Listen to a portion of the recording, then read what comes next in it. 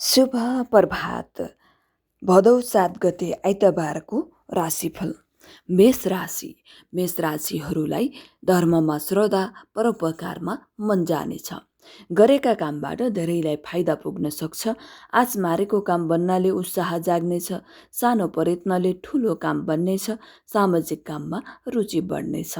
वृष राशि, स्वास्थ्य कमजोर रहे पनि चुनौतीपूर्ण काममा जुट्नु पर्ला।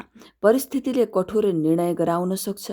कमजोर नतिजा सच्याउन काम दोहोर्याउनु पर्ने हुन सक्छ। तत्काल उपलब्धि प्राप्त नभए पनि सम्भावनाको खोजी गर्ने समय छ। मिथुन राशि, दिन लाभदायक र मनोरञ्जनपूर्ण देखिन्छ। प्रियजनसँग रमाइलो भेटघाटको योग रहेको छ। परिवेश उल्लासमय रहनेछ।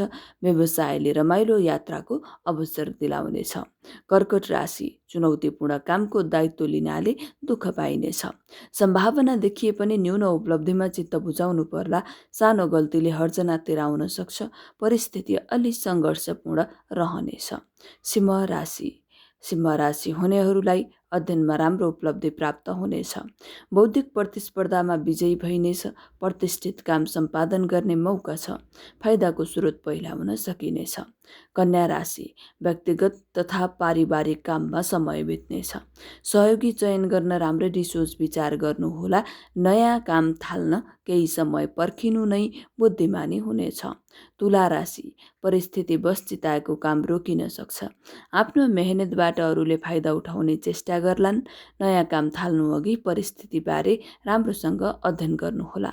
वृश्चिक राशि, अध्ययनमा प्रगति हुनेछ भने ज्ञान र कलालाई निखार्ने अवसर पाइनेछ। चिताएको काम सम्पादन हुनेछ। पहिलेका कमजोरीलाई सुधार्ने मौका छ। मेहनतले सम्मानित स्थान दिलाउनेछ।